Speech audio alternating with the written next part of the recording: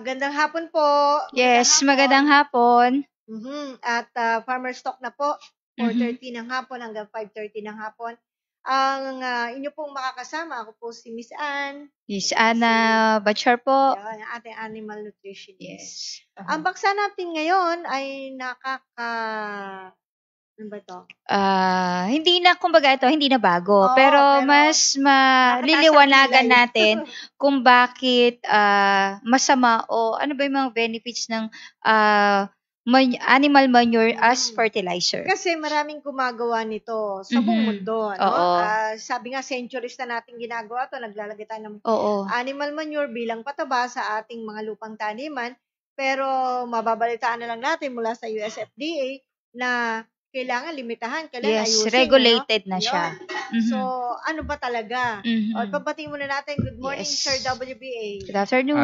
Good afternoon pala, sir. Good afternoon sa inyong dalawa. And of course, Yes. ating mga netizen, magandang hapon po sa inyo. Oho. Yun nga po, ang ating paksa, paggamit ng dumi ng hayop bilang organikong abono, pinalilimitahan na raw dahil sa sakit na dala nito. Siguro, bago tayo magsimula na pumalaot talaga ng discussion, ay bigyan natin ng backgrounder. Saan ba nanggaling yung ganyan na sinasabi nilang maring malimitahan or merong regulasyon? Samantalang nung araw, gamitin nyo yan. Todo pa Pwede, oo. So, ito, sa tingin ko kasi, pumapasok na din dito yung global warming. Kasi paiba-iba yung panahon. So, yung mga iba-ibang pathogens or organism na makikita natin sa manure, nag-iiba na rin. So may mga iba-ibang benefits, may iba-ibang disadvantage din na makikita kung bakit nire-regulate yung mga paggamit ng animal manure sa ating mga halaman. Sir WBA, ano sa tingin niyo ang pinagmulan po ng ganyang kautusan mula sa USFDA na nire-regulate na nila ngayon ang paggamit ng manure? Well, siguro, dahil marami na ring sakit ang tao ngayon at nakikita nila mukhang palala ng palala. Yes. Kumbaga, mortality and then spreading out lahat ng mga viruses, diseases. Tapos, kung noon sabi nga, let your food be your medicine. Yes, totoo yun sabi Ngayon, nila. your food become poison to your own Oo. self. Not anymore. Not medicine anymore. Okay, so, kaya ang sinasabi nga nila, meron daw guidance tuloy yung mga farmers doon at napakaraming mga objection sa mga farmers doon, yung mga farm din. Oo. Kasi ang tagal-tagal na nilang ginagawa yan. Saka kasi mas mababa yung price ng organic fertilizer compared to inorganic o yung mga chemical fertilizer. Oo. So, ito, sinasabi po na mayroon daw kasing bakterya sa dumi. Totoo naman yan Very obvious, di ba? Meron nga ba? Meron. Ano-anong bakterya ang natatagpuan natin sa dumi ng hayop? Yes. Meron yang E. coli, Salmonella. Yan, sa Listeria na tinatawag, and mga mycoplasma, mycobacterium na tinatawag. Yes. So, at saka yan, yung sinasabi nga nilang E. coli, meron ng form na talagang sabi nga, scary, sabi nga nila. Yan yung 015787. Yan. Maganda, ibang strain na. Ibang strain na kahit daw po sobrang init, sobrang dryness, hindi mapapatay. Ayan. Kaya, so, mutation. Nandiyan na yung mutation. Yes. At isa pa niyan ay may sinasabi din sila mga partners na ito ay nakakapasok na mismo doon sa mga tinatanim. Yes. O kaya doon sa plant tissue mismo. Oo. Kasi nung una ito, may mga nakita tayo dito na nagagalit pa nga yung ibang may research.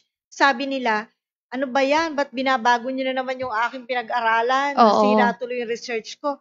Ang dati kong alam hindi naman pumapasok sa ugat yan Yang E. coli na yan.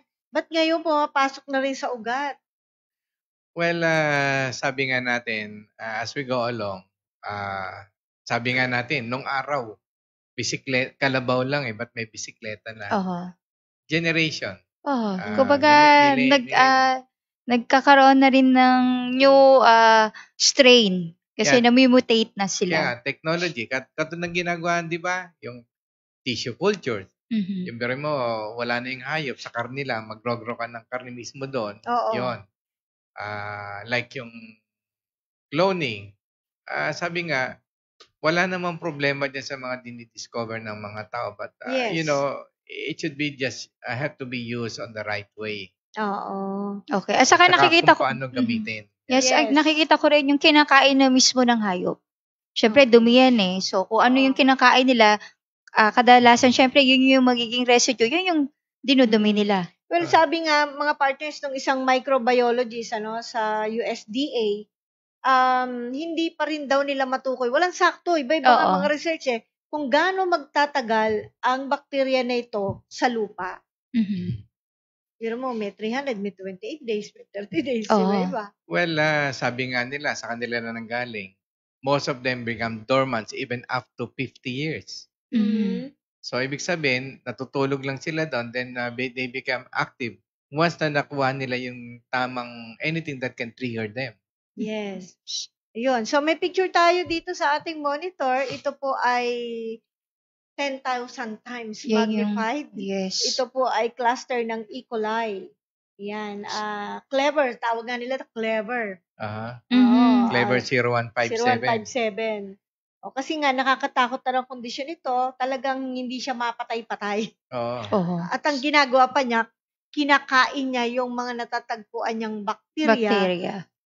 Saan? Sa lupa at sa... maaari maging beneficial bacteria yung kinakain niya. Yes. Tsaka sinasabi niya, it can get into the root system of the yes. Of the plants. Lalo na yung mga sariwa kong kainin, kaya binabawal yun. Ano ba yung mga sariwang kinakain natin? Yung mga lettuce, syempre, yung mga salad na nilalagay natin. Di ba yung kinikwento ko sa inyo, yung kaibigan kong general na napakaingat sa katawan niya, yung mga raw vegetables, yung vegetable salad, ganyan niyang kumain. Napakaingat. One time, doon sa GH ko, bumagsak yun. Sa general headquarters. Bumagsak yun, nag-collapse. Dinala sa hospital. Pagdating doon, too late, wala na magawa. Kasi yung bakterya, mga viruses, kalat na kalat sa buong katawan na. Hindi na, wala na. So, namatay siya. Pwedeng mag-multiply sila ng mag-multiply sa katawan, gawing host ang katawan ng tao. Yes. Kita nyo na may picture ng compost pathogen na yan. Ganda, no? Ang cute. Parang bulaklak, no? Pero pathogen sa compost yan.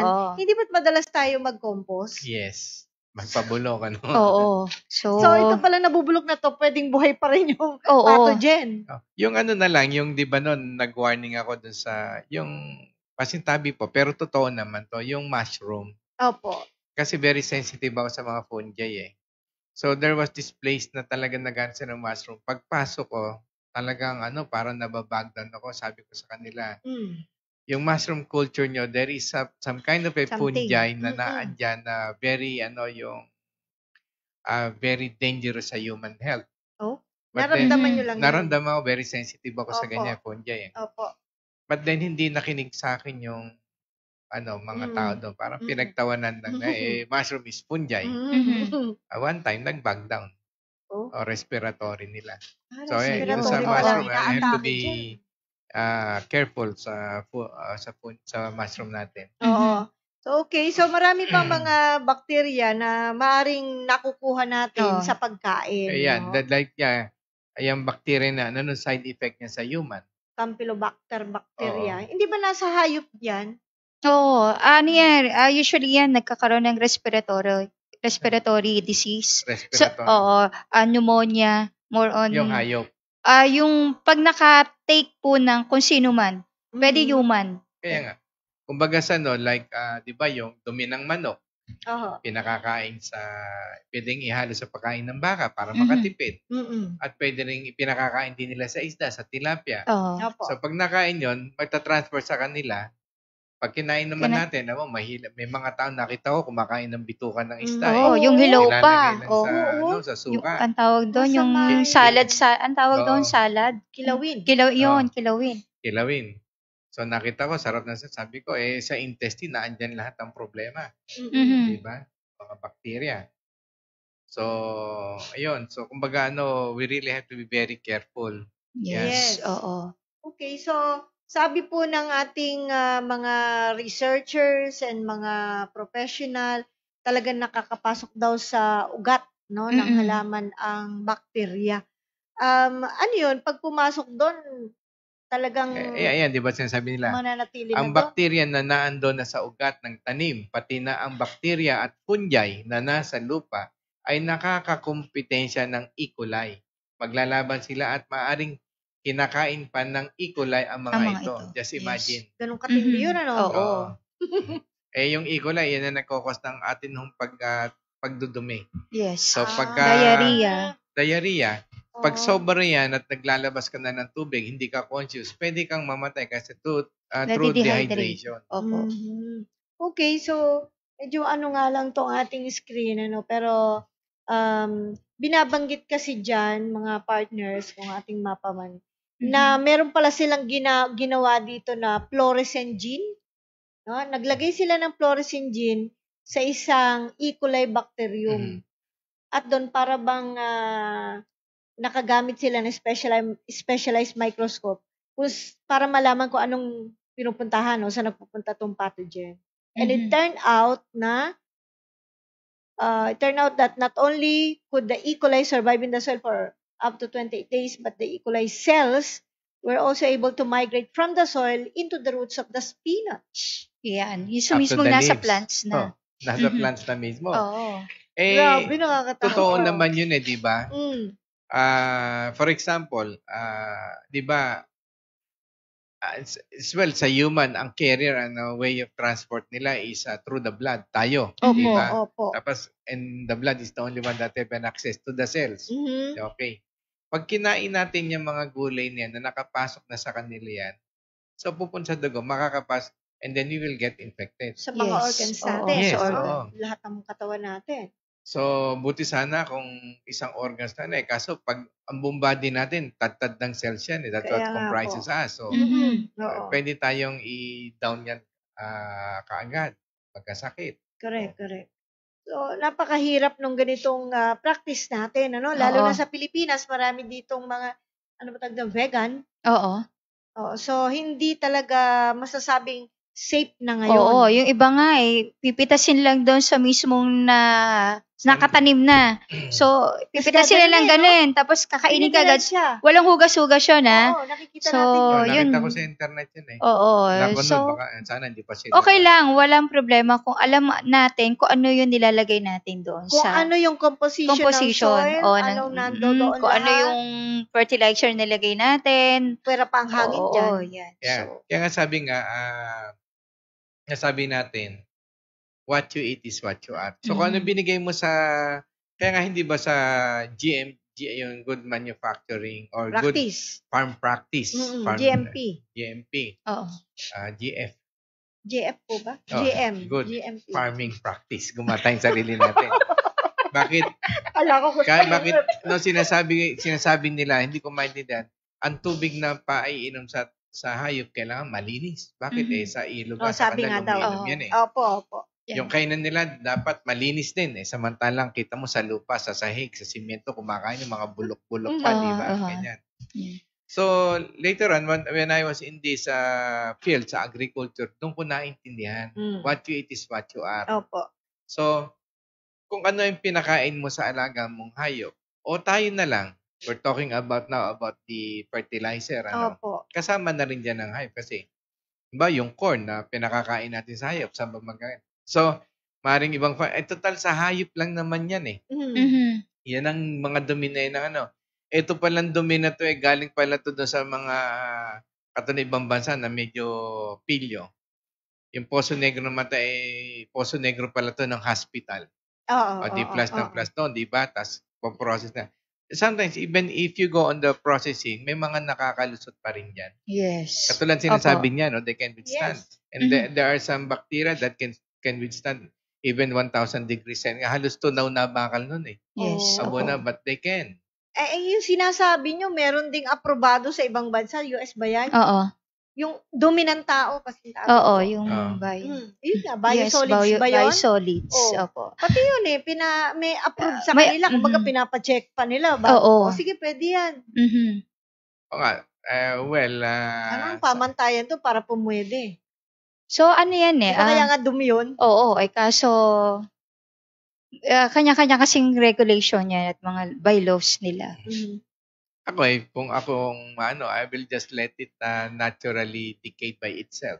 Hindi yung by force. So, yung by nature, yung natural. Kasi exposing to natural atmospheric elements para baka sakaling maibalik yung mutation. Kasi sa dami na rin ang ginagawa ng mga scientists natin ngayon sa mutation, tsaka yung mga genetic engineering. So, ito yung ngayon yung nagiging side effect. And eventually, baka dumating yung araw, yung ginawa niyan, they cannot even control yung effect na yan, yung damage na magagawa sa human being. Or not unless it is their intention. May mga intention na because the world is getting overpopulated. Yes.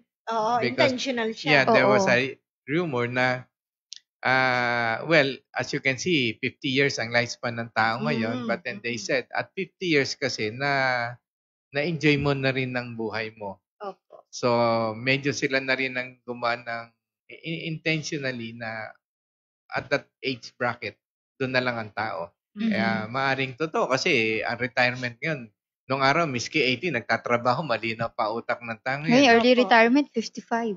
Kaya 55. O Yes. nagre-retire na. Kailangan Malapit na mag-retire. Ngayon. Pero hindi ako magre-retire. Alam mo, pag hindi na gumana yung utak ko, lalo akong mamamatay. Ayun nga. Yeah. Kailangan Basta parang pag nasa tao naman po yung pagkaya nyo pong magtrabaho, so go lang tayo. Yes, oo. At saka, Anyway. yun. So, ayan, yung effect ng ating mga kahit tayo sinasabi natin, but we are very careful. Doon kasi medyo aware na tayo dyan. Opo. Hindi lang natin masabi. But I think we really have to create this awareness to people na minsan mag-ingat din tayo sa paggamit ng mga fertilizer natin. Yes. And mga probiotics natin. Yes. We have nothing against that. But of course, it has to pass through the right person for their analysis and segregation ng micro and macrobiologists. They are the one in charge. They know kung ano yung good bacteria na makakatulong sa digestion. Na maangkop do sa bibigyan. Yes. Hindi lahat como hindi generic. pag puti yung bacteria mo, yung good bacteria yan. Not always true. Yes. Because I know of a medical doctor who made some fermentation of vegetables. Iniino niya, yung maliit na parang sa eye drop na container, 1,008 yun. Opo. I did even try it because it's my friend. Pero hindi na lang ako nag-comment when I felt the result. So siya inom ng inom. Then after that, one time, after siguro mga 2 years yata, tinawagan ko, he went back to their provinces kasi he was bedridden.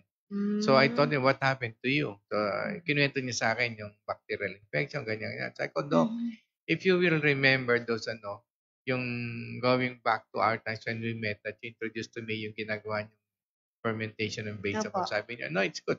Kita mo, kulay puti yung mouth. Sabi ko, di ba unang tinanong ko, so, did it pass or do you have anybody in your group that is a micro and macrobiologist? Sabi niya, no, I'm a doctor. I know what is all these things. Opo. O di ngayon, hanggang ngayon, bedridden siya and I think na paralyzed.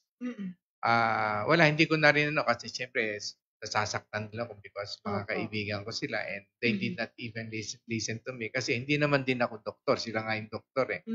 But just the same, what I'm trying to point out here is, minsan mag-ingat din lang tayo sa and those people who are engaged in these mga probiotics natin, sana dumaan talaga doon sa mga tamang tao bago nyo i-release yan. Kasi minsan, hindi natin alam na hindi pala talaga healthy. And even those things na minsan ginagamit ng mga probiotics sa pagkain din natin sa hayop, sometimes ang mga, alam nyo, ang mga negosyante nakafocus na sa isang bagay yan eh. They don't mind about the side effect. Tsaka hindi naman malalaman, sabi nga nila. Mahirap i-trace. Yung social concern. Opo. So, kumbaga, medyo maging maingat lang tayo. Maingat lang. Yes. Okay. Pag-usapan natin mga partners, bago pa yung iba pang mga pwedeng maging epekto nito. Hindi ba, naglalagay tayo ng manure, ng dumi ng hayop sa bukid o sa lupa. Tapos, iniisip natin, matagal muna. Ano yun? Ipa-dry natin. Yung ban-dry na manure, guarantee. Yes, how sure are we na ito ay wala ng mga... It is not a guarantee. Sabi nga, di ba, sa mga farm na, okay, mataas ng bacterial load mo, huwag ka muna maglagay ng hayop. Pahingi mo na mga 6 months Yan, or 1 year. Sinasabi nila. Pero, ang totoo niyan, there are some bacteria that can be dormant up to 50 years. Dormant. Ibig sabihin, natutulog lang. Yeah. Kasi Andun lang siya. Paano namang matulog na? Andun lang siya. Malalaman, katulad nung hito, yung hito, di ba? Ang dami niyang catfish. Pwedeng yan sa upland and lowland. Di ba yung... Matagal siya naka-stuck doon sa putik na matigas. Wala doon sa cemetery, ang dami nun, di ba? Nandun lang siya sa putik, tapos pag ang dami, buhay na buhay, pero dumaan ng tagulan, dumaan ng tag-init, buhay pa rin siya. Okay. Lumalaki pa. Nanganganak pa. Opo. Halimbawa, nilagyan natin ng dumi. We're talking about this, yung practice po natin, mga kababayan. So, naglagay tayo, inihalo natin sa lupa. Bakit may sinasabi sila na bukod sa mga bakterya, may mga uod or yung mga parasites na pwedeng pumasok sa halaman, nakain din natin halaman, pumasok din sa atin. Yes, root crops na lang, di ba? Halimbawa yung mani. Minsan nakita ko yung farmer kumain ng hilaw naman Opo. Sumunod din ako, kumain din ako. Pero nung dinidiscuss natin, nga agad ako na pumasok sa isip ko Kasi nagagawa sila fertilizer sa peanuts na, yun nga, yung mga ganon dumi. Opo. Di mas peligro pala tayo pag halimbawa lang po ito, no? Na may manure sa ating lupa, tapos ang mga tanim natin puro root crop. Mas malaki ang posibilidad na ma-take natin yung kung root crops ang kinakain natin na galing. Sa akin, possible. Possible yun. Well, kasi direct contact sa lupa Yes, at saka pareho din naman doon sa vegetable na kakainin natin Even doon sa mga fruit trees although ang fruit trees medyo mahaba-haba, mataas-taas ang tutulay niya, pero makakapasok pa rin siya. Kasi minsan pagka yung nung araw na malinis pa, yung mga nakaabot, pag ang kinain mo yung mga prutas, iba yung balat nila, iba yung texture ng laman, iba ang tamis. Pero ngayon, hindi na. Tsaka mapapansin ngayon, ang mga prutas ngayon, buo pa, meron ng parasite sa loob. Yes. Kala ang ganda-ganda sa loob, sa labas. Pero pag biniyak mo, may sira na dun sa mismo sa loob. Pero ipwera natin yung mansanas Ang mansanas ngayon, makikita nyo yung latest. Nakita nyo ba yung latest ngayon? May mold sa loob. Hindi. Ang mansanas ngayon, dilaw or green, ini-sprayan ng pula yan. Para pula. Baka hindi nyo pa alam. Nakita nyo, hindi nyo pa alam. At ang uso ngayon, kunyari, ito yung mansanas, in-sprayan mo, lagyan mo kunyari ng pangalan mo, mag-ukit ka sa papel, ganun mo. Kakain ko pa man din mansanas kanina. Ayun. Ganun? Oo. Dinidesign pa nila yon. So, ibig sabihin, pinakita pa na may spray yun. Yung nakakita Saan na ba galing yan? Saan galing? Hindi, nakakita na Ang dami sa market ngayon. Nakakita na ba kayo ng mansanas? Pagbukas nyo, ang laman sa loob, Chico? Di ba yun yung nilagyan nyo? Nilagyan nyo? Hindi, kung nakakita kayo, baka hindi pa ako nakakakita, baka meron Alam natin is impossible. Yun nga. Anyway. Okay, so nababanggit natin to kasi nga, practice natin to. Di ba sinasabi natin na kailan magiging organic ang lupa once nalagyan mo ng dumi? Yun, pare-para tayo, alam natin to dahil gumagawa rin tayo ito. Well, sabi nung mga nasa field ng organic, sa totoo sa akin this is just my opinion. Opo. Napakahirap ng gawin yan, even globally. Miski punta ka sa North Pole, South Pole, wala napakahirap gawin na organic ang lupa. Organic. Mahirap Kasi, unang-una, heavy metals from the atmosphere alone. Air. Lalo ngayon, panahon noon, pailan-ilan lang ang eroplano na lulipad, hélice pa. Ngayon, panay mga turboprops na jet. So, ilang thousands yan per hour ang lumilipad yan. And all these things goes to the air. Diba? Carbon monoxide, heavy metals, marami. And then, yung mga manufacturing firms natin that emit also mga sulfuric acid, things like that, it mix up with the air.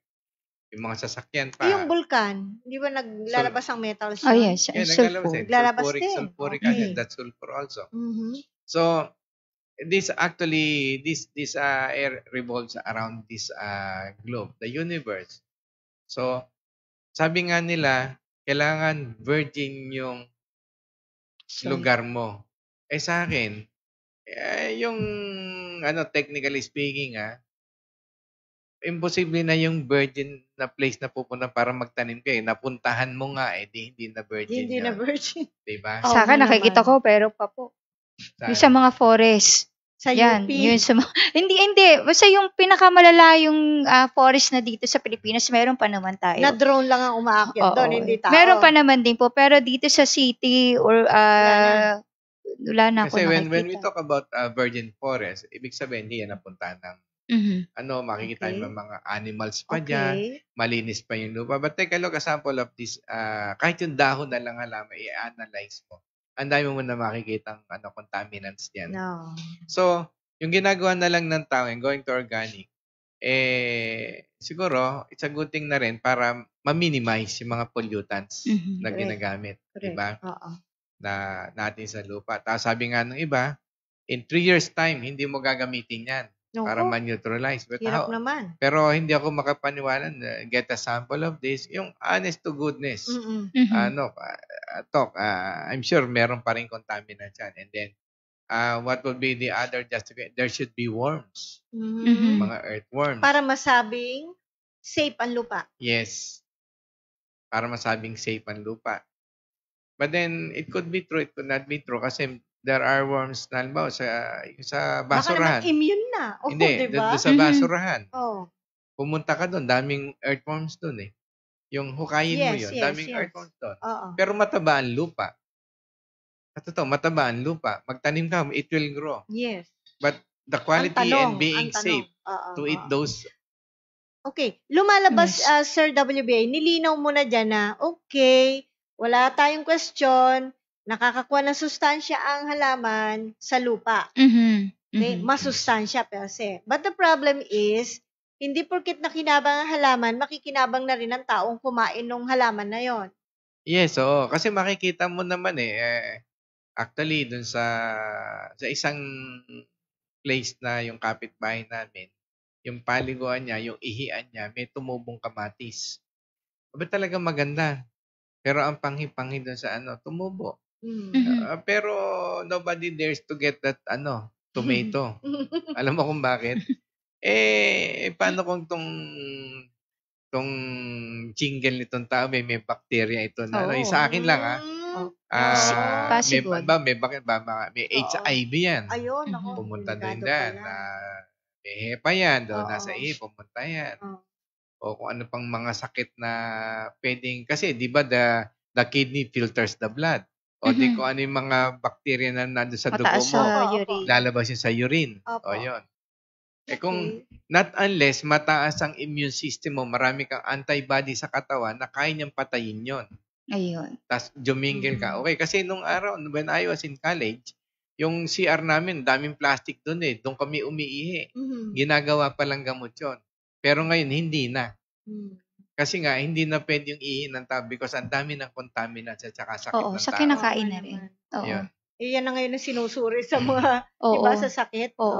Okay, Miss Ana, bukod dun sa ating pinag-uusapan na ito na nakakapinsala sa ganito, ano pang extent na pwedeng mapinsala ng mga dumi ng iyan, nag-ano naman tayo dun sa mga bacteria na andun sa manure. Yung sa ating naman, according dun sa issue ng US, nito lang, April 2018, kaya nire-restrict nila yan dahil doon naman sa mga nutrient mismo ng manure. Kasi ang manure kasi mataas yan, lalo na yung mga livestock manure, cow, dairy, poultry, at saka pigs, mataas po yan sa phosphorus and nitrogen. Yes, kung yan ilalagay natin sa ating mga farm, okay lang, wala namang problema kung mapataas yung phosphorus or nitrogen doon sa tinatanim natin. Walang problema daw yan. Ang nagiging problema dyan, pag hinarvest na natin, at yung sobrang, lalo na yung phosphorus na sobra, pupunta lang doon sa soil. Lalo na yung ating taniman malapit-lapit sa ilog. Once na nag-rain and nag-flood, yung sobrang phosphorus ay mapupunta doon sa ilog. Leaching. Leaching. So, pag nagkaroon ng ganun, magkakaroon po ng overpopulation o overgrowing ng mga algae. So, ayan yung tinatawag nilang lumot. Ilalagay ko na lang, meron tayong ano dito overpopulation na nagkaroon ng eurification. Yung eurification ang tawag doon, yung pag sobrang grow ng algae. Pag overpopulation ng algae, may mga algae na very toxic doon sa mga ilog natin na nagka-contaminate naman doon sa mga tubig. Waterways. Pagkatapos yung mga isda doon hindi na nabubuhay dahil nawawala na ng oxygen na kailangan ng mga organism na nabubuhay doon sa ilog. So hanggang sa mawala na yung percentage of oxygen doon, kasi normally is 20.9% kailangan may oxygen level doon sa tubig. So, according doon sa mga nag-aral, 1% na lang kasi pag nagkaroon ng ganon na overpopulated na yung algae na yan, yung tinatawag na toxin algae, wala nang mabubuhay kahit isang organism doon sa tubig. Yun ang kinakatakot ng mga study doon sa US. Ang algae ba, this is not considered plants, ano? Plants po yan, yun yung mga algae maliliit. Yes, yung mga planktons na kinakain. Pero, pero pag growing sila, overpopulated na sila, nakakasira din sila sa mga ilog.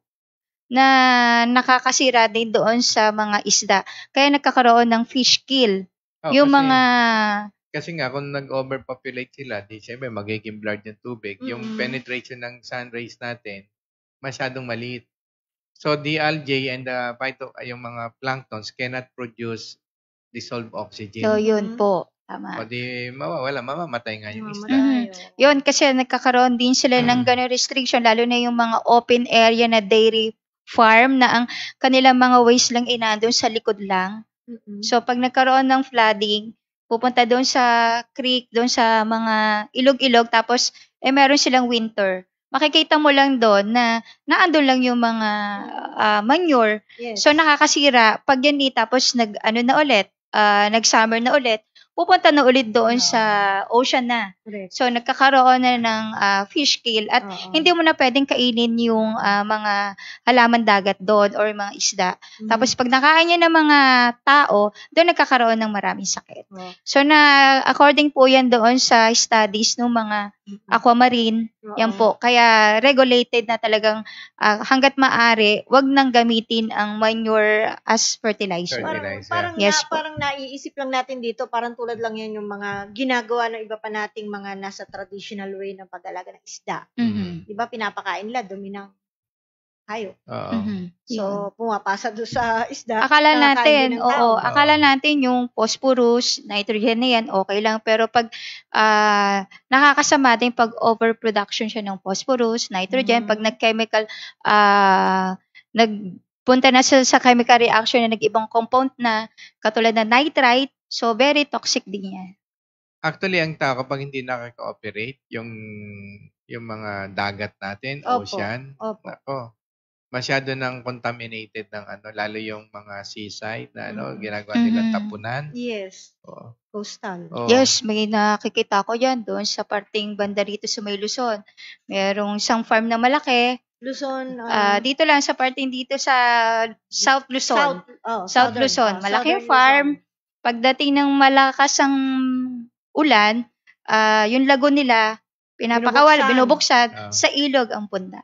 Hindi kasaguro halata, Yes, kasi makita. Pero dito meron din ako nakita isang pabrika, pero hindi siya as manure, pero yung processing natin, sinabi ni Mr. WBA, talaga makikita mo, ibang kulay, mabaho na talaga. Wag na yun. Doon, somewhere in the south, hospital na sa tabi ng ilog. Bawal yan So, bawal po. Kasi yung disposal natin baka... talagang doon dadalhin, yung disposal. Okay. So, ito yung mga nangyayari na ngayon sa paligid natin. Of course, going back dito sa ating pinag-usapang animal manure per se, doon sa taniman, paano gagawin natin ito? Yan po ang tanggap ng ating mga kababayan, lalo na sa Pilipinas, yan ang ginagawa. Oo. Actually, meron tayong isang kaibigan, no, yung lupa niya, dinalagyan niya na yung mga manure na yan, ano, hirap na rin siya magpatubo. May nakapagsabi sa kanya, isangag mo yung lupa. Sino nga, ininit niya. Okay. Nung ininit niya, binalik niya Sterilize. rin. Tapos, nagtanim siya, ang ganda ng tubo. Mm. So, eventually, I learned na napakarami pa lang mga pathogens at saka parasite ng lupa niya kaya hindi makatubo ang So, trination doon sa fertilizer na ginagamit niya. Opo. Ayun. Pero sa totoo, paano kung malaki plantation mo? Paano mo isasangya hektarya? Oo nga. Diba? Hindi Oo. applicable. Oo. Saka So, magastos. Anong gagawin natin ngayon? Well, actually, sa dumi naman, sa totoo, kung gugustuhin naman ng tao yan, through processing, magagawa naman ng paraan talaga yan. Pero, of course, kailangan samahan mo yan ng honesty at saka social concern eh. At saka yung mga makikita nila mga parasite yan o bacteria na hindi mamatay-matay sa ganung temperature, they have to make some research on how to destroy this bacteria.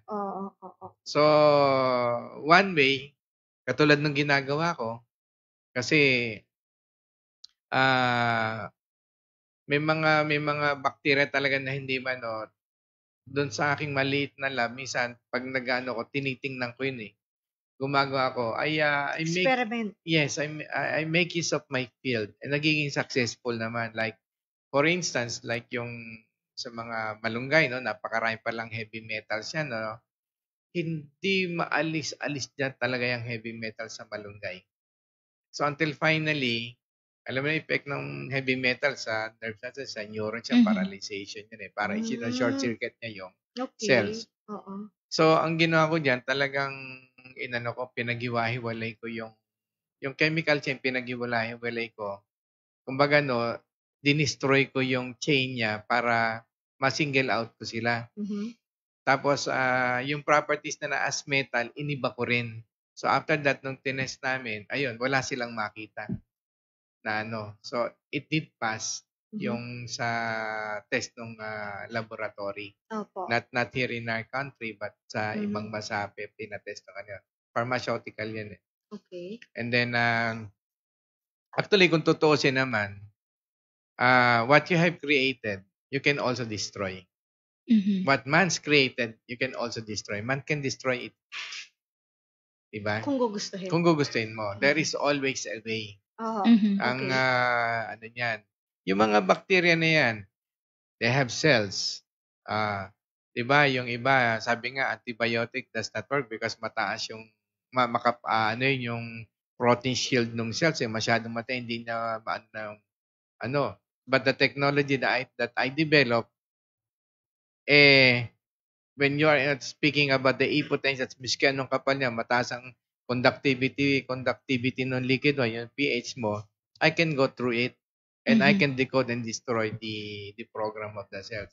So, nasisira ko yung bacteria, yung bad bacteria. And then, what I did pinag-aralan ko yung Hertz performance ng working performance in Hertz ng mga bad bacteria. Nung nakuha ko yon, i-compare ko dun sa operational potentials ng mga good bacteria na enhanced ng technology. So it turns out na mas madali dun sa good bacteria na mag-multiply and find out this kasi hindi maka-adapt dun sa frequency hertz yung bad bacteria. Nagse-self-destroy sila. Ayun. Papakamatay, Hindi naman. Nadudurog o bigla na lang nawawala. Parang yung autoimmune, it destroys itself because yun na-decode na yung program nila. Okay. Yun. So, kaya yung sa atin na yung minsan inaano natin, di ba? Yung tinest din natin yan noon na yung dumi ng hayop na ginamitan ng technology, nung nag-drop pa doon sa end ng hayop, tinest namin yun. Wala talaga kami nakita. Kung meron, konting-konti lang. Pero once na nagtagal ka na nahanginan, so maraming bacteria na yung organism, dumadami sila. Kasi siyempre, na-attract nila ganun. And then, but later on, yung survival becomes very nil because wala na rin naman silang pagkain, yung undigested protein, which na-convert ng hayop. So, yung technology natin somehow nakatulong dyan. At saka that also made us think of developing din yung to be nano fertilizer, yung tablets. Para kasi nung nakita nga na at least very safe and so far ngayon yung mga taga-Baguio na ng vegetables, maraming umu-order niyan kung hindi naman to nagpo-promote tayo ng product because sa amin kasi we always look for solution to the problem of the farmers na So yun, nakikita nila ang difference in the quality din ng mga vegetables. And then I would suggest na yung mga farmers then if they have budget, ipatest din nila yung mga vegetables. Yun ang importante. At least they have a certification na we have no bacteria. So lumalabas nga mga partners sa talagang ngayon, ang ating mga gulay na tinanim, kung ang ginamit nating pataba o abono ay dumi ng hayop, automatic, kung sino man ang mga nakakain nung gulay na yun ay napasahan din ng kung anumang bakteriyang meron. Yung mga taga-Baguio nga nagpa-plant ng vegetables, pakainin mo ng vegetables, hindi nila kakainin yun sarili nilang tanim. Oo. Kasi sabi ko, kinakain nyo? Baboy daw, galing sa Manila. Hindi ko naman sa'yo. Alam niyo ba kung ano pinakain sa yun lang, medyo Pero yun ang pinakain sa'yo nung punta ka doon. Pero ang sarap bumili ng gulay sa Baguio kasi mura tapos ang lalaki. Paano yun? May one time may nagtanong sa atin na ito po gulay na to. Hindi natin alam kung anong meron dito. Kung isprayan ko po ito ng technology, mawawala pa po ba yun nandun sa loob nun? Ano na siya, bunga? Systemic na, yung parang gano'n? Hindi na, kasi Hindi nandun na sa loob. Andun na. Pwede pa yan, kung ba nakatanim, may ugatin, mga after a week, doon mo siya harvestin o kainin. Kahit pa paano, may expel niya yun through the pores. A week before harvest, at least, kaya pa. Pero mas maganda dyan, pagtatanim na natin, nursery pa lang, lagyan na natin. Para sigurado. Para sigurado yung kakainin natin. Tsaka makikita naman nila, yung ikaw mismo, miski hindi mo pa laboratory, pag yung gulay kinain mo, mafe-feel mo talagang malinis, crunchy, tsaka yung sumising pag kinakain kayo ng hilaw ibang-iba Iba yung lasa niya. Mati-distinguish mo. Even hindi mo kasi pag kumain tayo ng vegetable salad, di ba?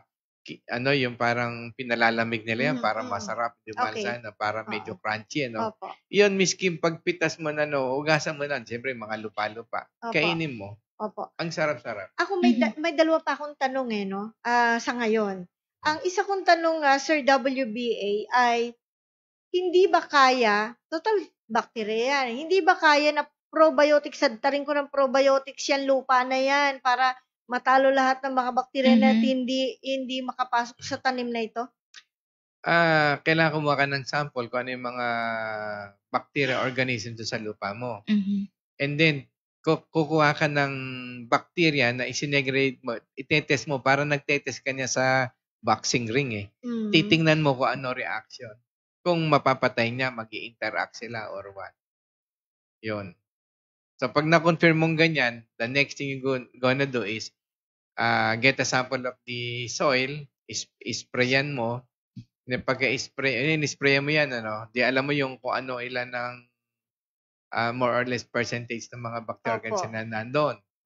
Then, in-sprayan mo ngayon, after mga 1 week, kumakulit na sample, tinan mo kung na-lessen sila. May mga nawala bang yung mga organism na bad organisms na possibly na pong sa gulay. And then, kung nag-lessen siya, of course, yung sa sample ng gulay, mag-test ka rin doon. Yun nga, speaking of test, how sure are we na nakakaya ng technology na murahin sa niyang from the results nga. Talagang doon lang, sa laboratory. Do we have any result na katulad dito? Actually, sa ibang bansa kasi hindi na nila ako binigyan na they kept silent on this kaya minsan they have the capability, we don't have that capability in our country. That's why we have it tested there. At sila mismo nag-test kasi alam mo yung mga yan matatalino yan katulad nun sa atin sa sabi nila, kukuha ko lang ng sample ng dugo ng baboy na to pag nakuha nun, lahat na malalaman ko kung may sakit sige, I'm very sure ganyan. Pagka hindi totoo sinabi ko, I will close my company. Sabi ko gano'n. Pipirma ko sa kontrata. Sabi ko, how long will it take? Maybe a month. After a month, kinakamusta ko, ayaw na nila sumagot. Talaga? Yeah. Dapat silang eager nun. Yes. I know nila sagot, they do not want to give any comment or what. Basta kumukuha lang sila. Baka Ganon. na-amaze sila. Yun. Anyway, ang ating po naman layunin dito, mabigyan kayo ng kamulatan doon sa mga nangyari sa ating kapaligiran, sa mundo ng ginagalawan natin. Kasi meron po nag-react doon sa ating paksa nung isang araw, nung ina-anunsyo natin na ito bang paksa na to parang kumukontra sa pinatutupad ng Department of Agriculture dito sa ating bansa. No, hindi kami kumukontra. Actually, tumutulong tayo sa ating gobyerno at sa mga tao. Neutral ho kami. Ang ginagawa lang namin every Tuesday is awareness. Updating. Kumbaga, halimbawa, katulad ninyo, may mga pasaway tayong kababayan na, fertilizer, dito na lang ako sa Poso Negro kukuha. Kasi yun ang kalakaran. Kahit sa ibang bansa, ginagawa nila yan eh. Later on, they found out na bakit nagkakasakit ang tao. Nagkakasakit, ganyan.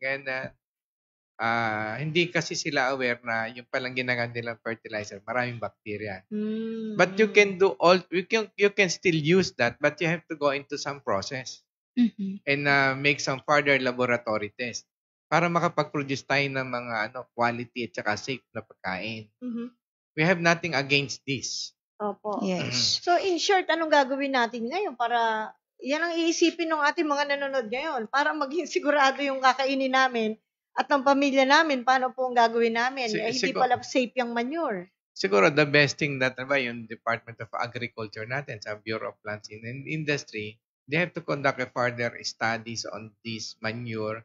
Kung may makita sila, ano ang dapat gawin na yun naman ang sasabihin nila sa mga tao. Yun, sila mag-suggest. Yes. Kumbaga, pero gumawa sila ng pagkilos. Yes, yung may mga laboratory din naman, may R&D yan tsaka may funds naman ng gobyerno at kung wala tayong equivalent capability, they send it to other countries. Tama. And then pag may results, so the experiments. May mga magagaling naman tayong dito, mga bacteriologists na pwede i-analyze. Ito na rin yung content ng So by the time nakadevelop tayo ng sariling atin, Filipino setting, so magpapakinabangan na natin yung mga manure na yan.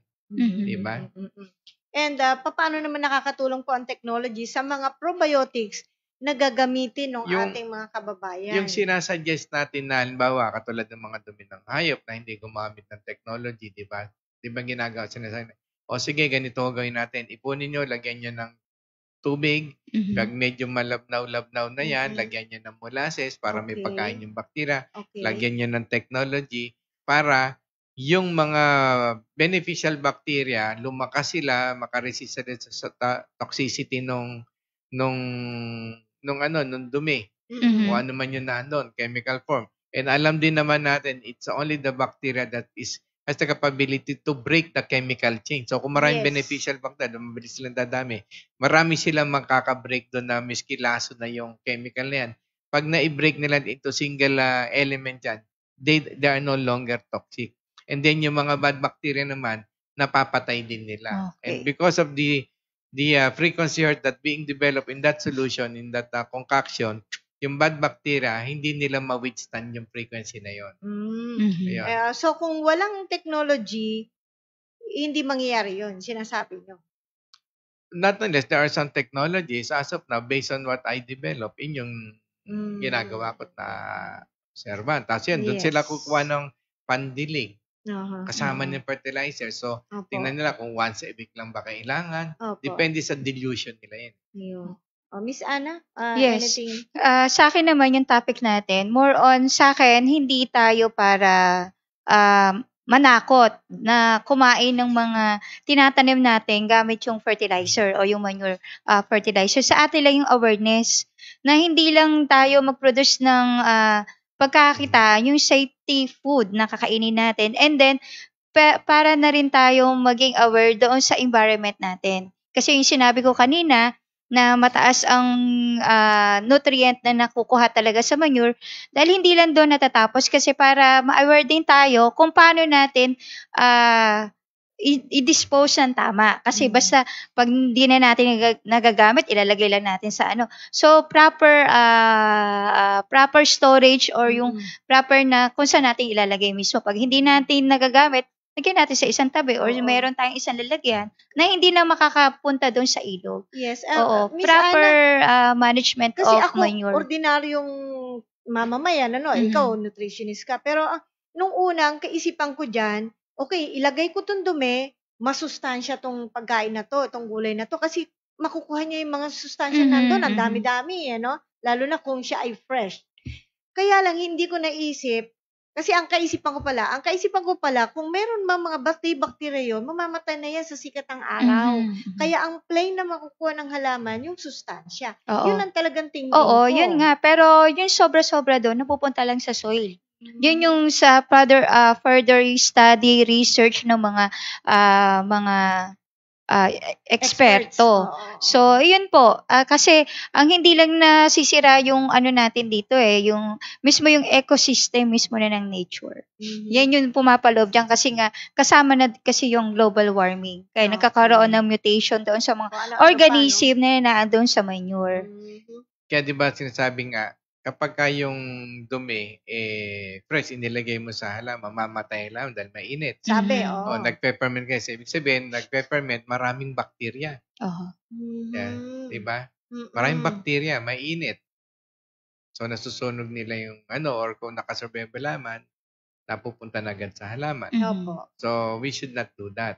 Pero sa technology natin, as you can see, mas maganda ho yung fresh kaysa dun sa tinuyo. Yun ang advice natin. Kakaiba, reverse. The other way around. Kasi sinubukan namin yan yung pinatuyo, compared dun sa yung fresh na kalalabas lang. Opo. It turned out na mas maganda yung kalalabas lang kaysa dun sa pinatuyo. Mas mataas. Yes. Ayan, magbabasa na tayo ng ating mga viewers. Dali lang po tataas. Yeah. Ayan, sige po. Si Ed Castro, good afternoon po. Esther De Lara Toledo, Malu Adguan, Alejandro, yes. Kaibigan yes. sa Pangkat Kaunlaran. Si Ma'am Malu. Yes.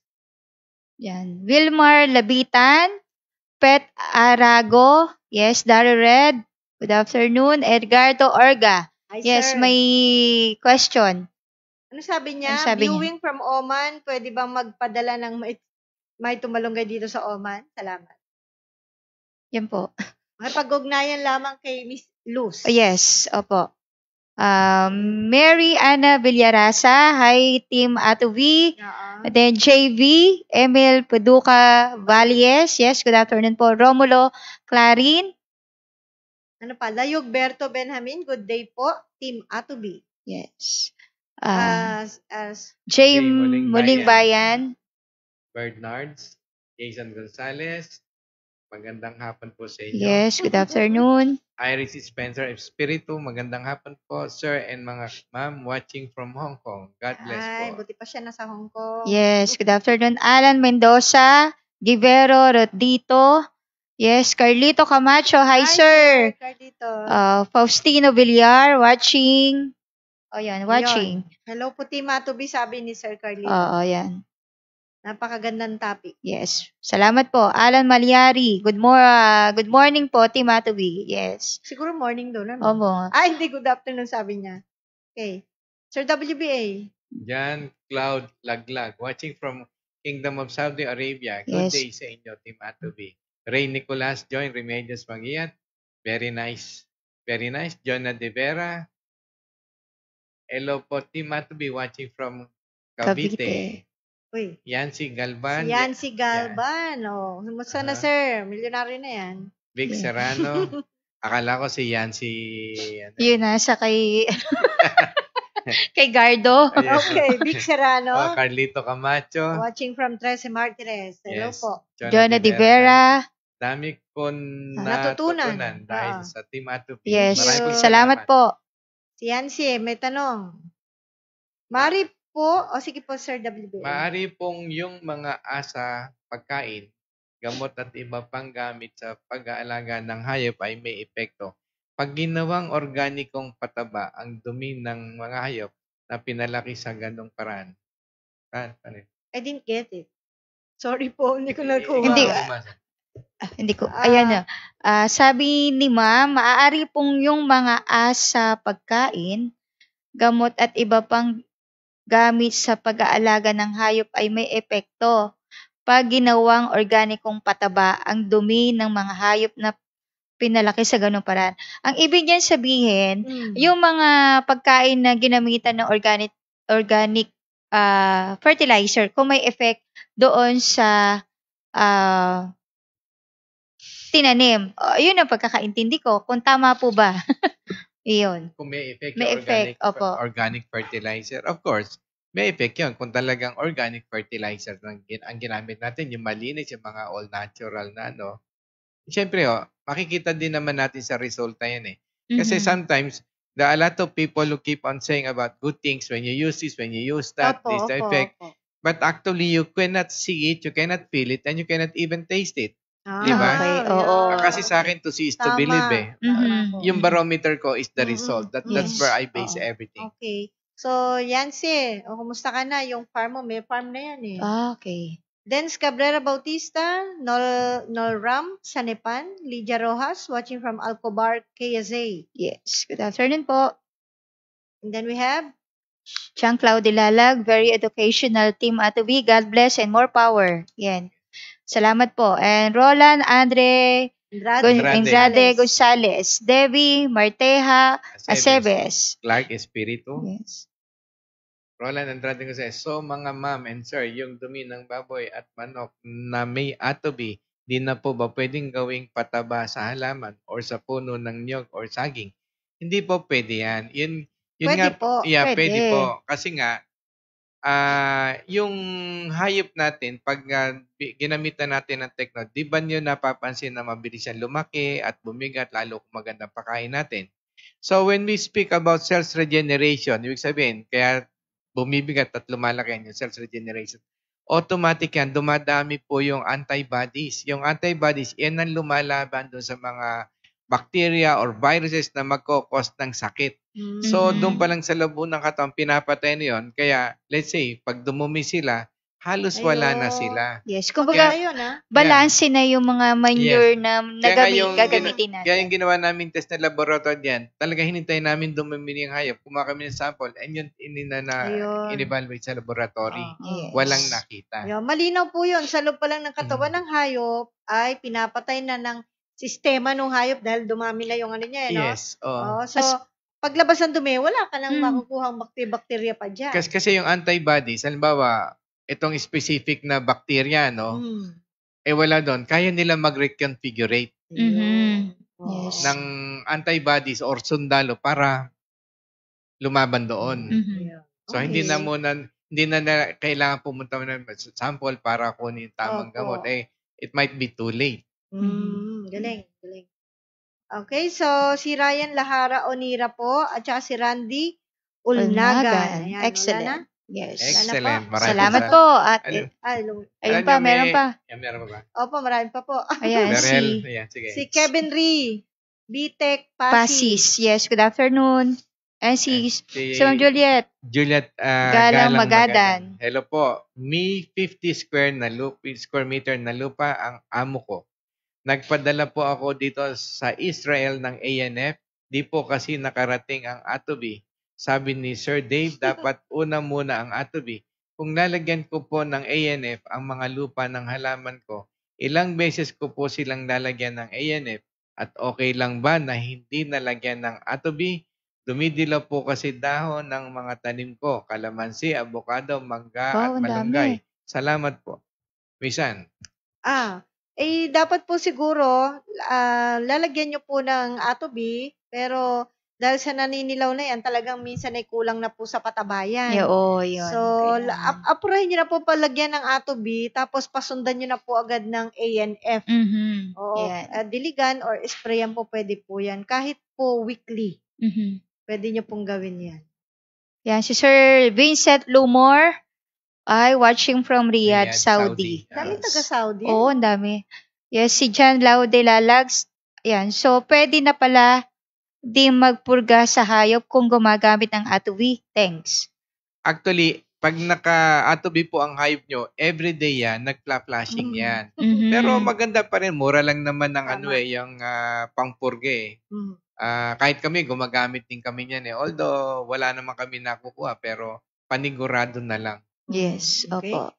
Sino pa yung susunod? Si Hope Garcia. Yes, good afternoon. And Roland Andrade Gonzalez watching from Qatar. Thank you. Ayan. Job Garcia. Di ba si Job yung namatay? Oh, yun. Job. Pronunciation Ano ba? niya, Job. ganun po ba yun? Steve Job. Job. Job Garcia. Okay. Meron nga po pala tayong isang tanong mula sa ating Facebook. May kagat po na lamok at ang kanyang inahin na nagpapadede na sa bagong panganak ng mga biik. Matigas na nakatayo ang balahibo ng inahin. Nanganak na po 1 week. Ano po ang gagawin? Well, hindi in-specify kung nag-aatobi siya, no? Hindi. Okay. Pagka po ang balahibo kasi ng hayop, ayon sa mga eksperto at matigas, makapal yan, Opo. ang physiological structure niyan hindi maganda. Ayun. So, ang gawin nyo, nagpapadede yan, siguro mga first week, yung pakain nyo per kilo, lagyan nyo yung inay ng, siguro yung first 3 days, 1 kutsarang atobi halo nyo sa pagkain per kilo. After 3 days, gawin nyo na lang 1 kutsarita yan. So, magpa-flushing yan, tapos i-recondition yung physiology niyan. The more na magkakameron ng gatas yung inyong inahin, Opo. pwede nyo pandagdagan ng malunggay. Kung gusto nyo, talagang sisirito yung gatas niyan. At saka mapiprevent nyo yung mastitis and at saka maltritis. Opo, agalactia, yung walang gatas. Kalimitan, pag nakaatubi, wala naman tayong, Opo. wala pa akong kaso na nawala ng gatas.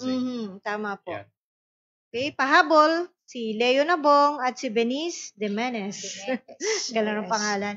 Okay, so, medyo kapos na po kami sa panahon. Teka, yes. may hahabol lang ako. Opo. Yes. I don't know if you were aware, din na-mention lang sa akin to ni Opo. Luz na yung naano niya, there was this, yung ginagawa nilang yung pang-spray sa halaman na gas.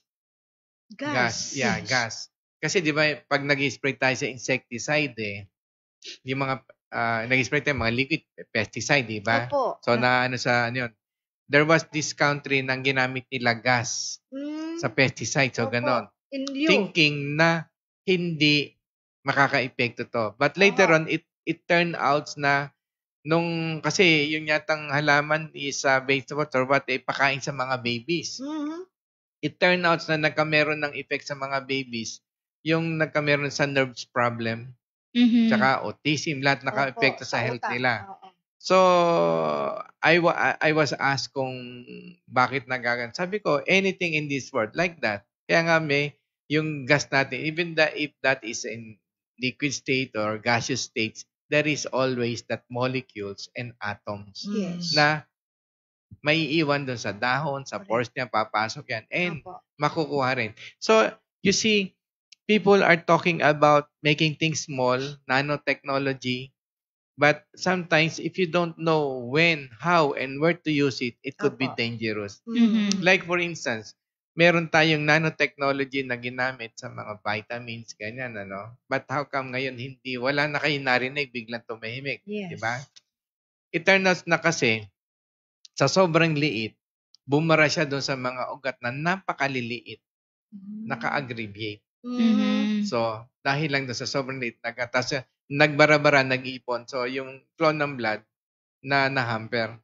So, nagka-side effect yung tao naging may abnormalities. Opo. Yung technology po natin, tayong Pilipino, is sa ngayon is one of a kind na this is based on a potential. So walang babara. We talk about more of energy. And in this world, I believe na we talk about energy for as long as we're still alive. And anything, even this table, the food that we eat, the air that we breathe, anything, lahat yan may energy stored. Hindi pwedeng wala yan. Kahit yung gulay, kahit yung tao, di ba may positive, may negative na inaano sa heart natin. Why? We are just robots, just like any other object in this world, universe. Yun ang tatandaan nyo. So, para kayo, laging manatiling malusog at buhay. Huwag lang madadapat tumamang ulo sa bato o nabaril. At saka wag lang dumating yun. Ang cells kasi natin may lifespan yan. Pag dumating yan sa lifespan niya, miski healthy ka, magsha-shut off yan. Cellular shutdown. Opo. Yan yung nakatayo, malusog, biglang bumagsak. It is time to go. Yes. Hanggang doon lang yung lifespan ng cells niya. Opo. So, we have to keep ourselves fully charged, just like the battery of a cell phone or the battery of an automobile, para lagi tayo nasa peak. And how do we do that? By eating the right kind of food. Yes. Okay. The right kind of yung supplement. That's why supplements were developed. Kasi nga, yung hindi natin nakukuha mga vitamins, minerals sa kinakain natin, yun ang magpupuno. And those things are being transformed into specific micropotentials energy sa katawan natin through the cell sa Krebs. That what keeps us alive. Yes. Ayun. Maganda pong paliwanag yan. Kung kakain tayo ng hindi maganda, may alteration, so there would be a side effect in our system, definitely. May mga pahabol. May pahabol si Sir Alang Malyari. Sir, ma'am, yung po bang mga byproduct ng halaman na katulad ng rice straw, corn stalk, na ginamitan ng technology ay maaaring i-eliminate yung mga E. coli kung ihalo sa compost?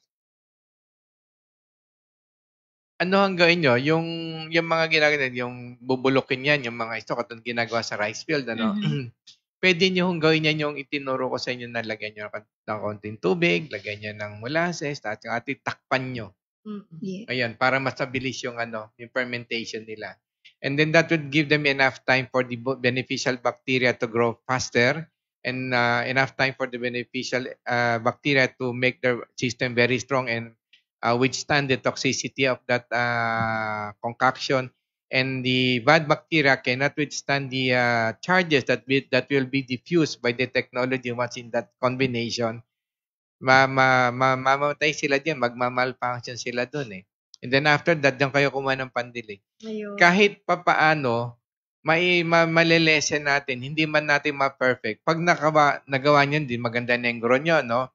Tapos of course, may mga kakulangan ng mga sustansya niyan. You can make use of yung sinasabi natin NPK, katulad ng tinuro natin before, na dapat alam nyo kung saan gagamitin ng N. Ano ba ang N, Misan? Nitrogen po. And nitrogen is for what? Para po sa dahon, papabadahon, papasuwi. Okay. Ayan po, pampalaki. Okay, so hindi muna natin gagamitin yan. At ang P naman is? Phosphorus. Phosphorus, saan naman natin gagamitin ng phosphorus? Para po sa pagpaparami ng ugat, pagpapalawak nito. Ayan. Para mas mabilisin lumaki. Kung tumubo na pa yung seedlings ninyo at medyo lumaki-laki, we suggest na gamitan niya muna yung phosphorus para dumami ugat. Opo. Marami yung sisipsipin niyang mga nutrients, pagkain. Pagka medyo nagdadahon din yan, lagyan nyo ngayon yung nitrogen, that is protein, para makadevelop na maraming dahon. Yes. At pag meron develop ng dahon yan, syempre, obserbahan nyo rin, parang tao yan, kung makikita nyo medyo nalalantala, kailangan niyang pakain nyo. So, dagdagan nyo niyang concoction binigay ninyo, yes, para may pang-support siya. At pagka maraming dahon siya, so marami ng gagawin pagkain yan. So, sobrang pagkain, iyan yung bunga. Oh. Ngayon, pag nagbungan, marami na kayo sa harvest, ano ang susunod natin, Misan? Meron na po tayong potassium. Hindi. Potassium. Yes, para ito yung mga 1 month, 1.5 months before harvest. Before harvest. Kasi anong gagawin ng potassium? Ang potassium po ay maraming trabaho yan. Actually, siya yung, sa buong panahon nga pala ng paglaki niyan, nandyan din ang potassium actually. Kasi yung sa tubig siyang nangangalaga niyan para retain. Retention ng tubig. And of course, para po yung katas, kung yung bunga mo ay nangailangan ng magandang katas, kung prutas yan, juicy, enhanced ng flavor, and the scent. Of course, yung quality ng fruits. Ayan. At pampatamis. Very good, Miss Anne. Very good. Yes. Ayan po. Kaya namin na-explain yan kasi minsan marami yung farmers na, NPK tayo. Yung complete fertilizer. Opo. So, it's very good na alam niyo yung complete. But of course, it would be a lot better kung alam nyo how it functions. So you know where, when, and how to use it to make your grow a lot better. Do sa ano. At pag naging successful kayo, kung kayo naman ginaganahan at gustong tumulong sa kapwa natin, mag-share naman tayo para lahat tayo uunlad. Correct. Yes, may pahabol po. Si Verdes Di Demanes. Demanes. Na-late ako kaya i-download ko na lang tong video nyo, ma'am and sir. Salamat. Sir, ano na lang, abangan nyo po yun sa YouTube, dina-download po natin yan. Yan, si Romeo Cobrador, watching from Jubail, KSA, yes. Nel Deliano, Manuel. Very nice. And Alan Mayari, salamat po. At maraming salamat po sa inyo rin. Salamat po. Sa Sabado, ano ba Yes, natin? bago po tayo tuloy magtapos, meron po tayo uling Farmer's Talk sa Sabado. Ang topic natin, damong dagat. Dalhin natin sa bakuran. Yes, ano ba yung damong dagat? Sinasabi natin yung, ano ba tawag yan? Seaweed. Yeah, seaweeds. Naku, ang ganda-ganda ng paksa na to. Mag-invite to kayong mga kaibigan ninyo, gawan yang seaweeds. Baka akala nyo, ganyan-ganyan lang. Napakamahal pala ho kung bilhin yan. At yung Asian countries na nagpo-produce na kulang ang production nila. Hindi nila malaman kung... At lalo yung no frost na sakit na umaatake dyan, hindi nila alam kung paano solve. Yung ice. Yes, yung ice. Samantalang tayo, solve po natin yan. At halos lahat ng bagay na nakikita niyo sa paligid, ginagamitan pala niyan. Ako, nagtataka nga ako eh. Tama. Pero tahimik lang, ano? Yes. Okay, kung kayo po naman ay nasiyahan sa ating pong talakayan ngayon, siguro po, pwede rin kayo mag-like at magbigay parang dagdag na komento. And ating pre-seminar po, lastly, ang aming i-anunsyo sa inyo, Miss Ana. Yes, sa July 14 po yan, Saturday, 8 a.m. to 2 p.m. po yan. Dito po sa Covered Court, Pilia Carolina 1, Tunasa, Muntinlupa, o pwede po kayo magpalista sa numerong 0917-875-4262 at 0917-540-8887 at 0939-917-2858 at pwede po kayong tumawag sa 842-3003. Hindi ko yata nasa ulo, baka naman pwede niyong bagalan. Parang ang bilis eh. Yes po. Sige po. Yan po, nasa monitor naman po, pwede po kayo. Baka naman, naisa. Yan po. Nasa monitor naman po, pwede nyo po yan tawagan at pwede kayo mag-text for... Magpalista na po kayo kasi po malapit na yun. Next Saturday na po yun. Next Saturday na po yan. Malapit na. Yan is negosyo sa patabaing baboy. Pag-uumpisa dyan at paano natin ang mga sikretong i-share natin para mapababa nyo ang cost ng pagkain para kumita tayo. Para kumita tayo kahit bagsak po ang livestock, live weight. Hindi sila mag-aalaga kasi sabi ko, para kumita tayo. Kasosyo ako para kumita ho kayo. Yes. At saka yung iba pa niyang concern, iba pang hayop, palaman, isda, pwede ho kayong pupunta, matututo po kayo. Opo. Kami po magpapaalam na. Maraming salamat po sa inyong panonood. And few words na lang po siguro. Final message. Yes, mag-invite po kayo ng mga netizen, mga para magkameron tayong kabuhayan, magtulong-tulungan tayong mga kapwa Pilipino para naman kahit sa sarili ng nating maliit na pamamaraan umunlad tayo. Yes. Ayan po. Sa akin, yung nasabi ko kanina, hindi lang po yung topic namin dito, yung concern, pati po yung ating ipoproduce na pagkain is very safe sa atin. Yan po yung pinaka-aim ng ating talakayan. And then po, pahabol po si Olipap, Otilbap? Asodnem. Yes, good afternoon. And Jocelyn Rinya Velia, Sally Santonides. Yes, mga bago no? At si Debbie Marteja Acebes. Oo. Ano sabi ni Debbie? Sige po. Nag-take po ng Mito Malunggay 3 capsules 3 times a day. Okay po result. Nawala maga ng tuhod at sakit. But nang second day na siya, nag-take, nangalay ang kaliwang braso niya. Healing crisis po ba yon? But third day, okay na naman po. Mahilig siyang inom. Ano kayang iniinom? Ano po yun? During that time na nagre-reconstruct siya, nagdi-detox, at saka nag-reconstruction, kasi binabalik niya kung ano yung structure ng cells, no pain, no gain. Okay. Pero yung pain naman is bearable. Tsaka minsan meron dyan involuntary movement of muscles kasi it has to go into the process. Yung mga charges yun that is being created by the system para to give way for the nerves to realign. At least, alam nyo na, gumagana po. Tsaka, Yes. wag mo nang uminom. Oo. Pag okay na, tsaka na lang uminom. Pero moderate lang. Ayan. Salamat po ng marami sa inyo pong Yes. panonood, ating mga viewers, nag-likes, nag-comments. Thank you so much. Yes. At Thank you. gaya po ng dati, papaalam na kami. Team Matubi will continue to educate. Share. Inspire others. Yes. Bye-bye. Bye-bye.